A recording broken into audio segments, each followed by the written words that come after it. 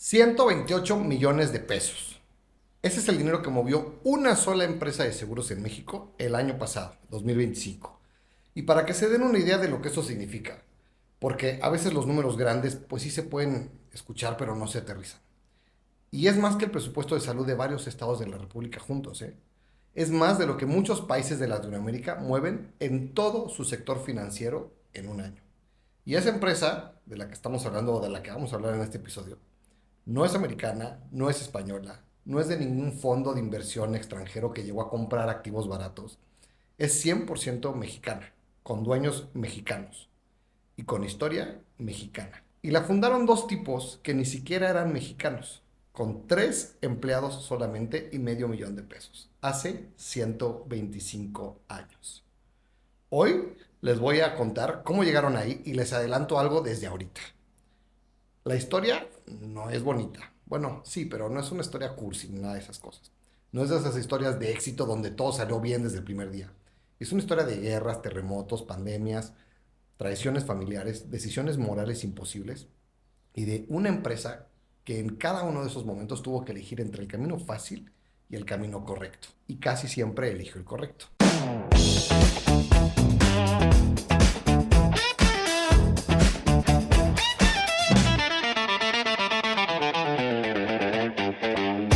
Bienvenidos a Trinchera Financiera, el podcast donde investigamos, cuestionamos y destapamos todas las historias del mundo asegurador y el mundo financiero, porque la mejor arma financiera que puedes tener es información de verdad. Yo soy Fernando Matus, asesor de seguros y finanzas personales, y me puedes ver todos los miércoles en todas las plataformas de streaming. Si son nuevos por aquí, y si no son nuevos por aquí, da igual, suscríbanse y denle a esa campana. Antes de arrancar con la historia, quiero que dimensionen bien con lo que estamos lidiando en este episodio. Porque cuando yo digo GNP, la reacción más común que recibo o que dice la gente, o me dan clientes o prospectos, amigos, familia, etcétera, es, sí, claro, los del seguro de gastos médicos mayores. Y sí, son esos. Pero decir que GNP es los del seguro médico es como decir que Amazon es el de los libros. Es técnicamente correcto, pero te estás perdiendo el 95% de la historia. GNP es una de las aseguradoras más grandes que tiene México. Y no en un ramo, no en una región, en todo, ¿eh? Tienen el 13% del mercado asegurador de todo el país. Y en seguros de gastos médicos individuales tienen el 24.6%. Es decir, de cada 4 personas que tienen un seguro de gastos médicos mayores, una tiene GNP. Una de cada 4. Más de 10 millones de clientes, más de 13,000 agentes de seguros activos, la red multiramo más grande del país. Y llevan más de 50 años consecutivos siendo el número uno en ventas. 50 años sin que nadie los haya bajado del primer lugar. ¿Y saben qué es lo que más me llama la atención de todo esto? No es el tamaño. O sea, el tamaño sí impresiona, pero el tamaño solo te dice dónde están al día de hoy. Lo que a mí me impresiona es cómo llegaron ahí. Porque GNP no creció con publicidad masiva, no creció comprando competidores, no creció porque el gobierno los protegió. Creció porque en los peores momentos de México, y vaya que México ha tenido momentos muy, muy malos, esta empresa estuvo, pagó y cumplió. Y eso a lo largo de 125 años se convierte en algo que ningún presupuesto puede comprar. Vamos al principio. Vamos al principio de verdad. Porque para entender lo que significa haber fundado una aseguradora en México en el año 1901, primero tenemos que entender en qué México estábamos parados. En este momento, 1901, estamos en el final del Porfiriato. Porfirio Díaz lleva más de 20 años en el poder. Hay una modernización en curso, ferrocarriles, inversión extranjera, infraestructura, pero es una modernización muy desigual, muy concentrada en la Ciudad de México, nada más, y a lo mejor en algunas ciudades del norte. Y el resto del país, básicamente, igual que en el siglo anterior. Y la cultura financiera de la población era prácticamente nula. Bueno, vaya, si ahorita estamos en 2026 y la educación financiera es, hay más o menos, imagínense en ese momento. La gente no ahorraba en los bancos eran para los ricos, no compraban seguros, los seguros era un concepto extranjero que muy poquita gente entendía. No pensaban nadie, olvídense en el largo plazo, o sea, el largo plazo era un lujo que la mayoría no podía permitirse en ese momento. Entonces, imagínense el nivel de dificultad de lo que vienen a hacer estos dos tipos. Llegan al país con un producto que nadie conoce en un mercado que no existe en el país, a venderle a una población que no tiene cero, o sea, tiene cero cultura financiera. ¿Quiénes eran? Eran William B. Woodrow, americano, y Louis Neergaard, holandés. Los dos socios de la casa Woodrow, una firma de negocios, ¿ok? Y decidieron apostar por México cuando muy poquita gente sensata hubiera apostado por México. Ahora, el 21 de noviembre del 1901 fundan la primera empresa de seguros de vida en el país, la Nacional Compañía de Seguros S.A. El capital inicial empiezan con $500,000 pesos. El equipo, 3 personas. No 3 departamentos, 3 personas. ¿Ok? 3 personas sentadas probablemente en algún local del centro histórico. El 8 de enero de 1902, menos de 2 meses después de abrir, emiten su primera póliza de vida. ¿Ok? La suma asegurada, $5,000 pesos. De esos momentos, obviamente. Hay alguien en la Ciudad de México que ese día tomó una decisión que en ese contexto era muy, muy, pero muy valiente.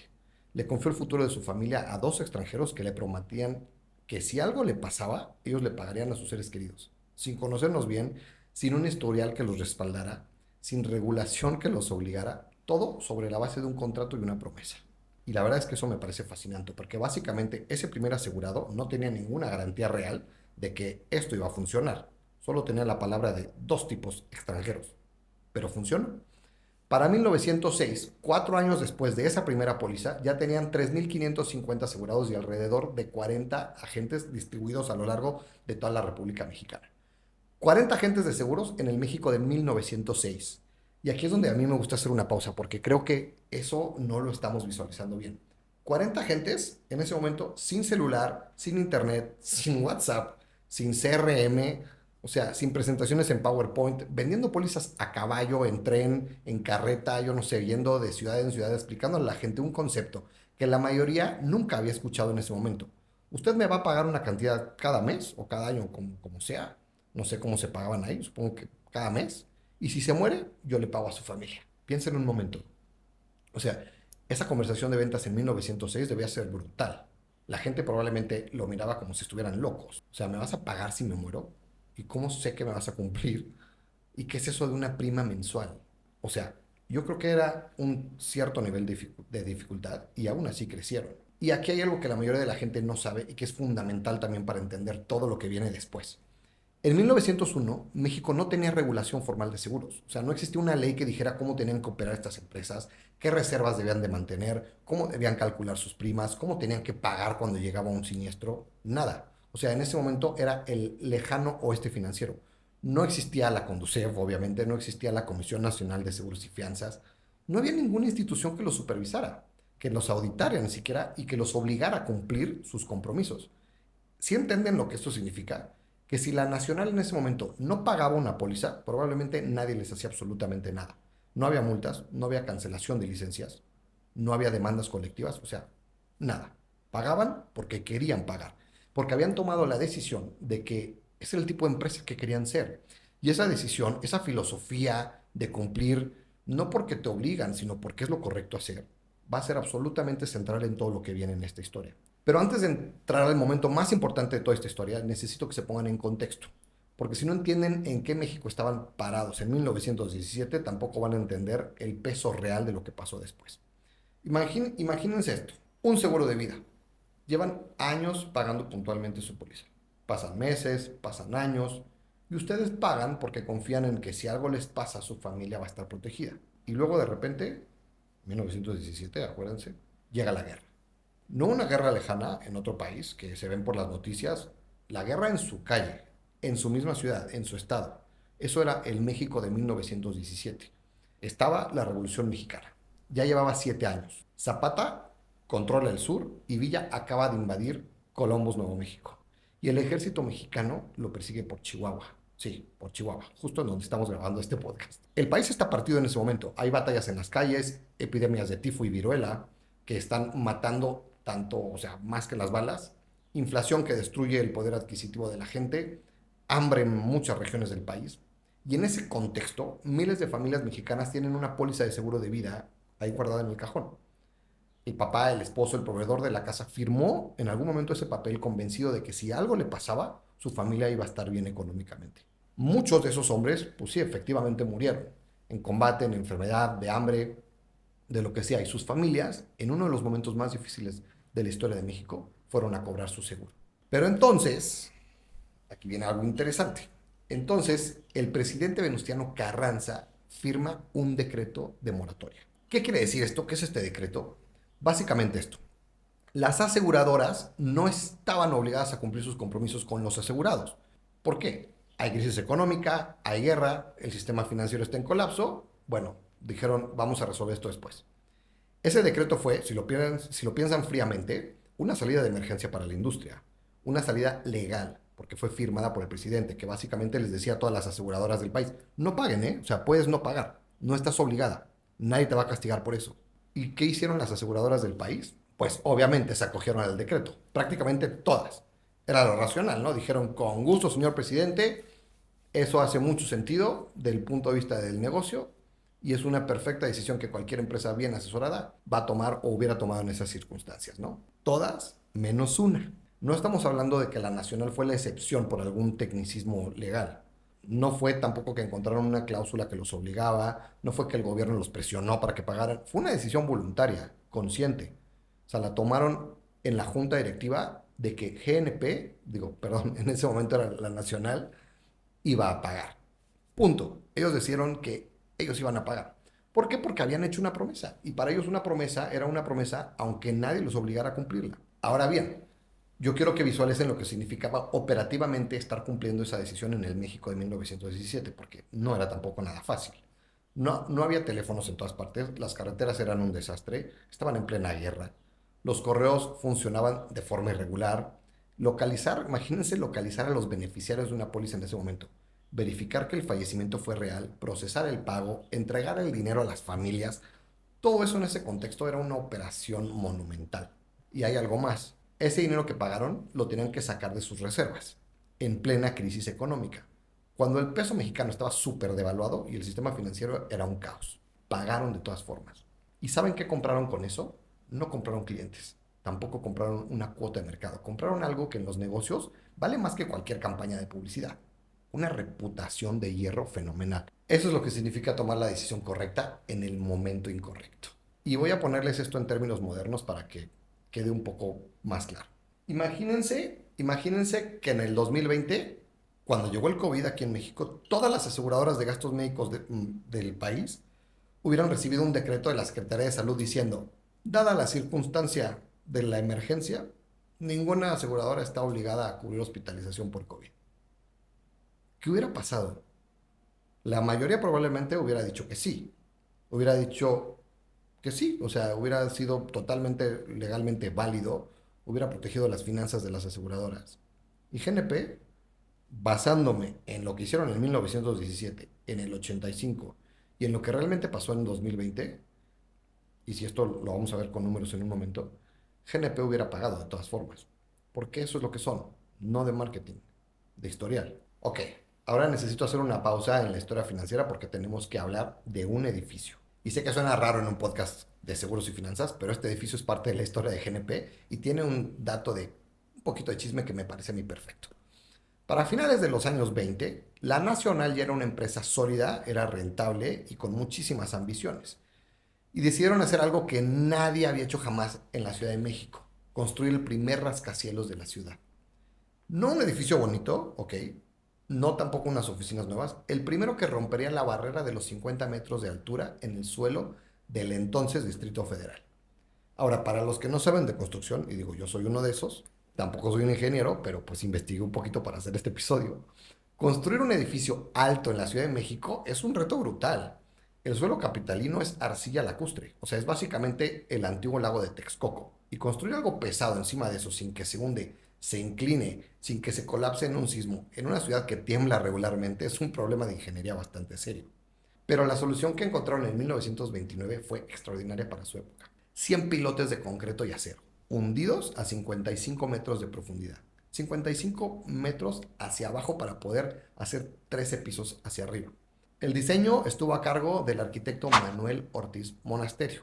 Y cuando le preguntaron a este arquitecto en qué quería inspirar el estilo del edificio, dijo algo que a mí me parece bellísimo desde el punto de vista simbólico. En el Templo Mayor de Tenochtitlán, una empresa fundada por un americano y un holandés, construyendo su sede corporativa inspirada en la arquitectura prehispánica de México. Eso para mí pues no es marketing, es una declaración de identidad muy fuerte arraigada al país. El resultado, hicieron el edificio llamado La Nacional. 13 pisos con 55 metros de altura, 15,000 metros cuadrados de oficinas. Fue el edificio más alto en ese momento de México de 1932 a 1934. Y aquí viene el dato que cuando lo encontré a mí me hizo soltar, o sea, pues sí me reí un poquito. Porque su competidor más cercano de la época, el edificio Corcuera, fue más alto. O sea, le ganó a la Nacional, se llevó el título del edificio más alto de la Ciudad de México. Pero el edificio Corcuera se derrumbó en el terremoto de 1955 y el de GNP sigue en pie el día de hoy. O sea, ha sobrevivido más de 10 terremotos, incluyendo el del 85, el del 2017, y su estructura no ha cedido jamás. Hoy todavía funciona como oficinas en pleno centro de la Ciudad de México. ¿Ven el patrón? El competidor más barato, más llamativo, más alto, colapsó. Y el que construyó para quedarse sigue en pie. La moraleja arquitectónica de GNP, que también aplica para los seguros, es esta. No siempre el más llamativo es el más confiable.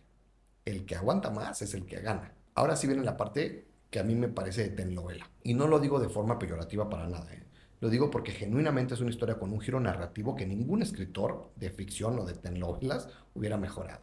Nos encontramos ahora en 1936. Ya han pasado 35 años desde que William Woodrow fundó La Nacional. La empresa ya está establecida, tiene su mercado, tiene su reputación y aparece un nuevo personaje en la historia, Arthur B. Woodrow. ¿Quién es Arthur B. Woodrow? Es el hijo de William, el hijo de este fundador. ¿Y qué hace Arthur? Funda su propia empresa de seguros. No se une a la empresa de su papá, no la hereda tampoco, no la administra. Funda una empresa nueva, independiente, en el mismo mercado asegurador para hacerle competencia a su propio padre. Y la llamó Seguros La Provincial. Y esta es especializada no en seguros de vida, sino en seguros de daños, incendios, transportes, accidentes. Y su primera póliza fueron 40,000 pesos cubriendo un riesgo de incendio. Y fue emitida el 29 de julio de 1936. Y yo me quedo pensando un poco en esta conversación, porque en algún momento Arthur tuvo que haberle dicho a su papá, oye papá, ¿sabes qué? Voy a fundar mi propia aseguradora. Y William tuvo que haber tenido una reacción ante eso. No sabemos qué dijo, pero me imagino que fue una conversación bastante interesante. Ahora, pero lo que más me llama la atención de la Provincial no es Arthur en sí, es quien lo acompañó a fundarla, porque no lo hizo solo. Uno de los cofundadores de Seguros La Provincial fue un abogado y académico llamado Manuel Gómez Morín. Seguramente alguien lo ha escuchado. ¿Alguien sabe quién es Manuel Gómez Morín? Porque si no lo saben, ese dato los va a dejar un poquito fríos. Pues Manuel Gómez Morín era el rector de la UNAM.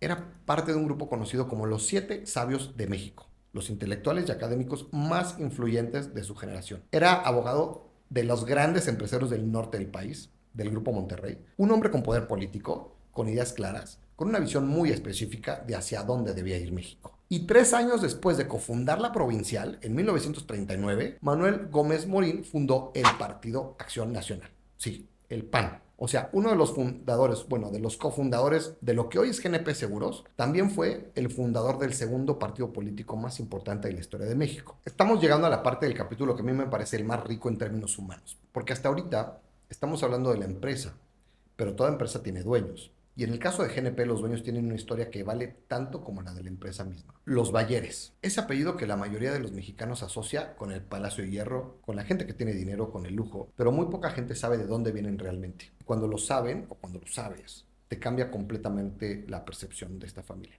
Todo empieza en el siglo XIX, en Francia. El bisabuelo de Alejandro Balleres, el hombre que hoy preside GNP y todo el grupo Val, emigró desde Francia a México y se instaló en Silao, Guanajuato. Ahí se dedicó básicamente al campo y al comercio local. Era agricultor, básicamente. Tan arraigado estaba de esa tierra que hay un valle en Guanajuato que se llamó el Plan Balleres, nombrado así obviamente por la familia que producía muchos cereales y granos. Entonces, la familia que hoy es dueña de una de las fortunas más grandes de México viene del campo, de inmigrantes franceses que llegaron a Guanajuato a trabajar la tierra. Y luego vino la Revolución Mexicana. ¿Se acuerdan de lo que le pasó a mucha gente en la Revolución? O sea, perdieron todo. Y los Balleres no fueron la excepción, ¿eh? Perdieron todas sus tierras. Y el joven Raúl Balleres Chávez, el papá de Alberto, o sea, el bisabuelo, el abuelo de Alejandro, llegó a la Ciudad de México con 20 años, sin nada, a empezar desde cero. Y aquí me parece importante pausar porque hay que reconocer eso. O sea, es muy fácil ver a una familia rica y pensar que siempre fueron ricos. Pero los Balleres perdieron todo en la Revolución, igual que millones de familias mexicanas. La diferencia, pues, está en lo que hicieron después. Raúl Balleres Chávez llegó a la Ciudad de México a los 20 años y empezó desde lo más básico en el sector financiero.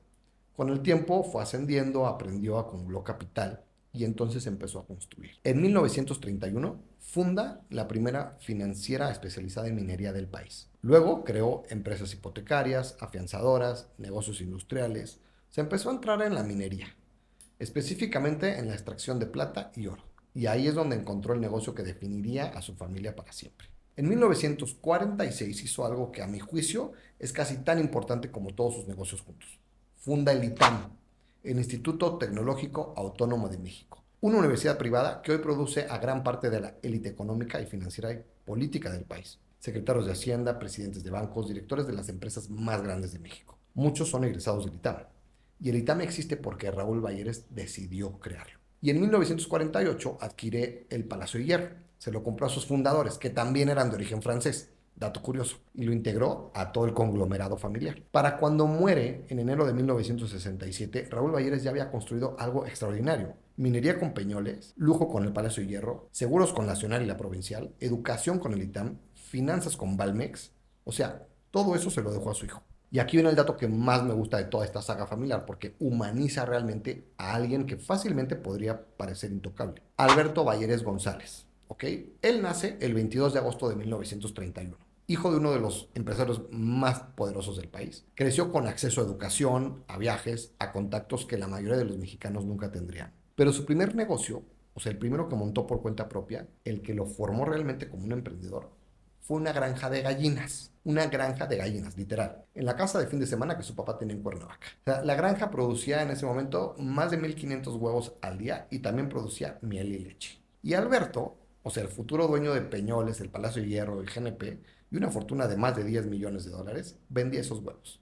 Él, con sus manos. ¿Y saben para qué usó el dinero? No lo usó para comprarse un carro, no lo usó para irse de vacaciones a Europa. Usó los ahorros de su negocio de gallinas para pagar su luna de miel con María Teresa Gual, la mujer con quien estuvo casado más de 60 años. Y a mí eso me parece fascinante, porque dice algo sobre cómo lo criaron, sobre los valores que le inculcaron, sobre el tipo de persona que era detrás del apellido. Pero antes de que Alberto tomara las riendas del grupo, sí hubo algo que cambió completamente el plan original. Porque Alberto no era el heredero designado para la parte industrial, era su hermano mayor, también llamado Raúl. Y él estaba destinado a liderar esa parte del negocio. O sea, Alberto solamente se enfocaría en las finanzas. Era el plan del que tenía el papá. Pero el hermano de Raúl murió en un accidente de coche a los 29 años de edad.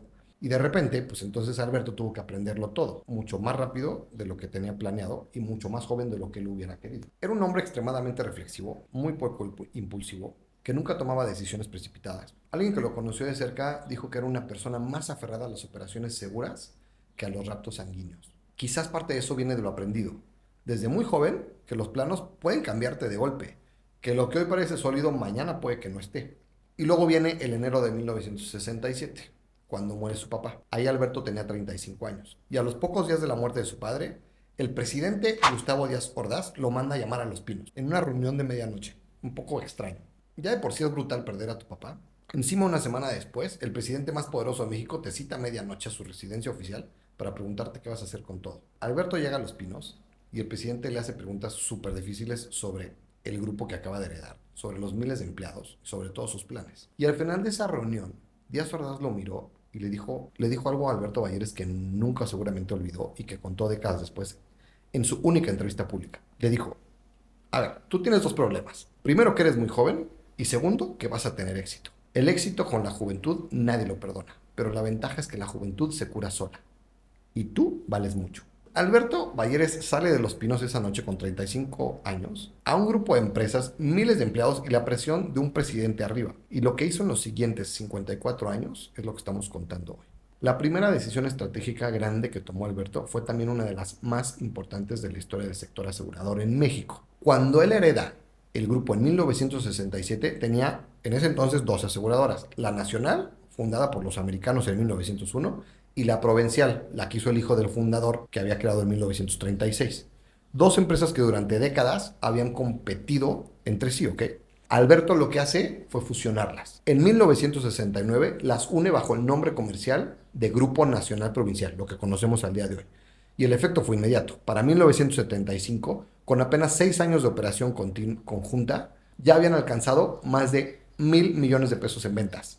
O sea, se convirtieron en el líder absoluto del mercado asegurador mexicano en ese momento. Y desde entonces, la verdad es que no han soltado ese primer lugar. Y aquí viene algo que me parece una lección estratégica empresarial mucho más valiosa que cualquier libro de negocios. Cuando Alberto hereda el grupo, entre las empresas que recibe estaban la cervecería Moctezuma, que era una de las empresas de cerveza más importantes del México en ese momento, y Manantiales Peñafiel, el agua mineral. Dos marcas enormes con un mercado súper consolidado y con distribución nacional. ¿Qué hizo Alberto con ellas? Las vendió. Decidió que Grupo Val debía concentrarse en lo que realmente hacía bien y donde realmente podían dominar: minería, seguros y lujo. Y se deshizo de todo lo demás. A muchos en su momento obviamente les pareció un error, una locura. O sea, ¿cómo vas a vender Moctezuma? ¿Estás loco? Hoy, viendo que el grupo factura más de 371 mil millones de pesos al año y ocupa el lugar 11 entre las 500 empresas más grandes de México, o sea, la decisión de enfocarse a mí me parece perfectamente correcta. El enfoque siempre gana al disperso. Siempre. Ahora, vamos al 19 de septiembre de 1985. Y los que vivieron ese día en México saben que hay un antes y un después. O sea, yo tenía un año, no me recuerdo de nada. Las 7:19 de la mañana, magnitud del terremoto 8.1. 2 minutos y medio que se sintieron como una eternidad. La Ciudad de México estaba sacudida con edificios colapsando, con gente atrapada y con hospitales desbordados. Y las aseguradoras del país recibieron el mayor volumen de reclamaciones que habían visto en décadas. Bueno, GNP atendió más de 1,600 reclamaciones. Sus equipos trabajaron 17,000 horas extra para dar atención oportuna a todos los afectados del momento. El sector asegurador en su totalidad pagó 440 millones de dólares por daños. O sea, es la tercera prueba de fuego. Después de 1917 y de los años de revolución, el 85 fue el tercer momento donde GNP tuvo que demostrar que estaba ahí cuando más lo necesitabas. Ahora vamos unos años después. En noviembre de 1992 se formaliza jurídicamente la fusión bajo un solo nombre: Grupo Nacional Provincial. Y en 1994 se inaugura la Plaza GNP, sus nuevas oficinas corporativas. Y ese mismo año adquieren Médica Móvil, la empresa de ambulancias y de atención prehospitalaria. Y un dato que me parece interesante es que no solo querían asegurar, querían también estar en la respuesta inmediata. O sea, por eso compran Médica Móvil. En 1995 cumplen 20 años consecutivos siendo la aseguradora con mayor volumen de ventas en México. En 1996, cuando el gobierno abre el mercado de pensiones, que hasta entonces era monopolio del IMSS solamente, GNP funda Profuturo. Y hoy Profuturo es la tercera afore más grande del país y la única completamente independiente, o sea, sin un respaldo de ningún banco, sin depender de ningún grupo financiero. En 1998 estrenan el nombre comercial y el logotipo de GNP que conocemos hasta hoy. Y en 2001 cumplen 100 años, un siglo, con ventas superiores a 17,000 millones de pesos y más de 12,000 agentes. Ahora, en 2005 hacen algo que ninguna aseguradora en México había hecho hasta el momento: cambian completamente el eje de su comunicación. Hasta ese momento, los seguros se vendían con miedo, con mucho miedo. Y lo digo con conocimiento de causa porque yo estoy en este sector. O sea, el miedo siempre fue el argumento número uno. Y a lo mejor a veces sigue siendo. Si tú mueres, tu familia se queda sin nada. Si te enfermas, lo pierdes todo. O sea, el miedo era el motor. GNP se decide ir por otro lado con un eslogan que es súper famoso: estoy.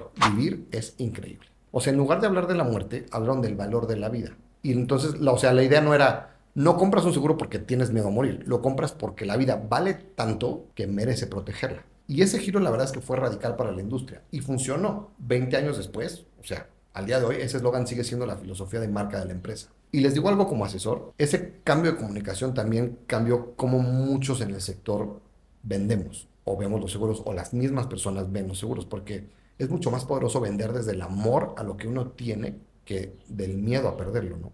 En 2016, GNP hace una movida súper interesante, pero es una movida internacional que prácticamente nadie en México conoce. Firman una alianza con Sompo Canopius. Es una firma londinense del mercado Lloyd's of London. Y para los que no saben quién es Lloyd's, y no pasa nada, no es conocimiento general, es el mercado de seguros especializado más antiguo y prestigioso del mundo. Lo fundaron en una cafetería en Londres en el siglo XVII. O sea, los comerciantes marítimos se reunían ahí para negociar seguros para sus barcos antes de zarpar. Si el barco llegaba, bien. Si se hundía, Lloyd's pagaba. Ese mercado existe desde el 1600 y todavía opera hoy. Y GNP se convirtió en Corporate Member of the Lloyd's, lo que significa que puede suscribir riesgos súper complejos bajo el nombre del mercado asegurador más reconocido del mundo. ¿Y qué significa eso para ustedes? O bueno, para ti si eres asegurado en GNP. Que si tú tienes una cobertura internacional con GNP y algo te pasa en Estados Unidos, un accidente, una hospitalización, tienes acceso a una red de pago directo con casi 1 millón de proveedores médicos en Estados Unidos. O sea, no lo tienes que pagar de tu bolsillo y luego pedir un reembolso. La red paga directamente en una póliza internacional. 1 millón de proveedores en Estados Unidos pagado directamente. Y llegamos al momento más reciente. al que más relevancia tiene para todos los que están escuchando esto en este momento. La pandemia de COVID-19. Tal vez voy a decir algo que puede sonar fuerte, pero que los números confirman sin duda. La pandemia fue, en términos aseguradores, el mayor evento catastrófico de la historia de México. O sea, superó al huracán Vilma en 2005, que costó 2.700 millones de dólares al sector asegurador. Superó al terremoto del 85, al del 2017, a todos los desastres naturales previos combinados. Y para GNP los números son tan grandes que hay que leerlos despacio. Atendieron 17.600 casos de COVID en toda su cartera de gastos médicos mayores. Registraron 6.500 fallecimientos en sus asegurados de vida. O sea, 6.500 familias que recibieron el pago de una póliza en el peor momento de sus vidas. Y pagaron en total más de 9.000 millones de pesos solamente por el COVID. Pero a mí el número que más me impacta, el que cuando lo encontré me tuve que sentar un poquito a procesarlo, es este. En enero del 2021, el mes más mortal de toda la pandemia, los fallecimientos en su cartera de seguros de vida subieron un 381% en un solo mes. Eso significa que en enero del 2021 GNP recibió casi 4 veces más reclamaciones de fallecimiento de lo que normalmente recibe en un mes normal. 4 veces en 30 días. Ahora, imagínense lo que significa eso para el grupo humano que está detrás de esto. Miles de familias llamando al mismo tiempo, con hospitales saturados, trámites lentos porque todo el sistema está colapsado, y entonces emociones a flor de piel porque estamos hablando de gente que perdió a su papá, a su esposo, a su hijo. Y GNP procesó todo eso sin dejar de pagar. ¿Y saben qué pasó con su negocio? Crecieron.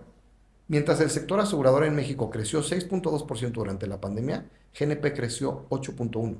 Porque cuando más se les necesitó, respondieron. Y la gente lo nota. Y la gente se lo cuenta a sus conocidos. Y esos conocidos pues contrataron un seguro. Así es como se construye una empresa en 125 años. No con publicidad, con comportamiento.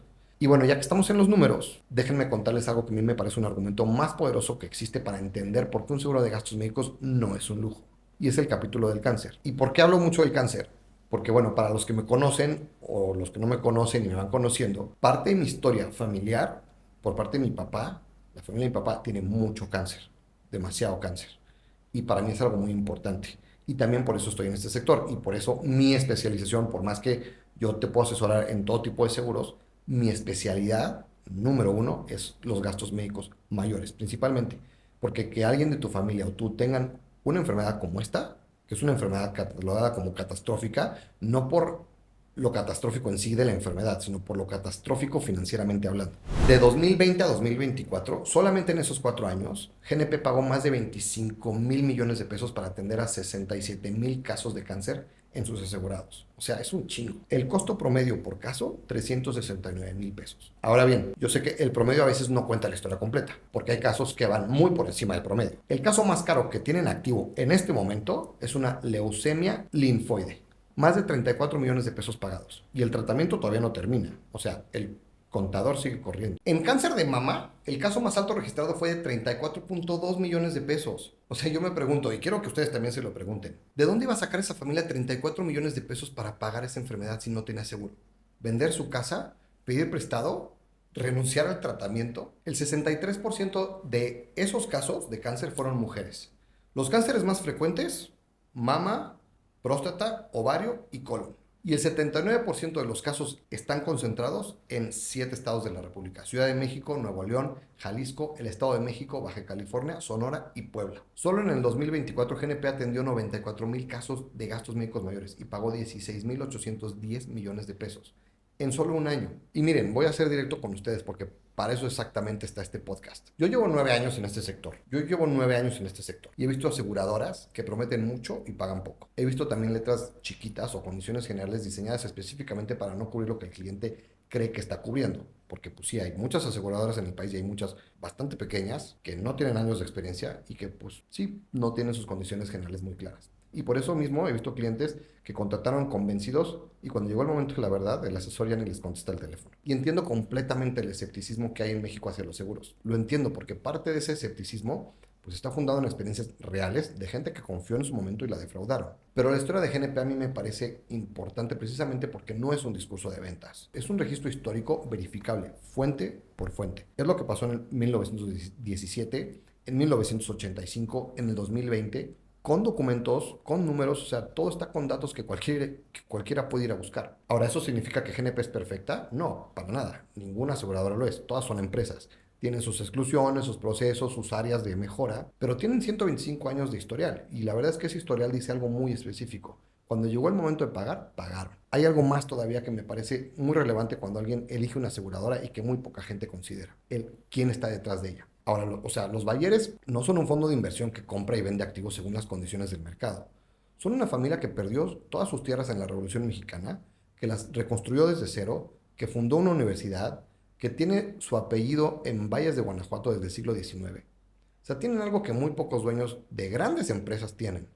Les importa el largo plazo. ¿Por qué? Porque simplemente ellos mismos son el largo plazo. Y lo digo sin rodeos, ¿eh? En seguros, el nombre de la aseguradora sí importa. Porque no es lo mismo estar con una aseguradora que lleva 125 años pagando en crisis que estar con una que lleva 5 años y ofrece la prima más barata. ¿Se acuerdan de Sisnova? La aseguradora que desapareció en 2025 y dejó a sus clientes sin cobertura de un día para otro. O sea, si no se acuerdan, aquí les voy a dejar el link porque ese episodio también está muy interesante. O sea, esto le puede pasar a cualquier empresa que no tiene historial, que no tiene reservas, que no tiene 123 años de cultura de pago detrás. Ahora la pregunta es, ¿qué carajos hacen con todo esto? Si ya tienen un seguro de gastos médicos mayores, con GNP o con cualquier otra aseguradora, revísenla.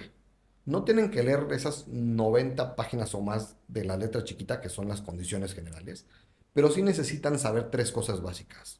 Bueno, 4. ¿Qué cubre?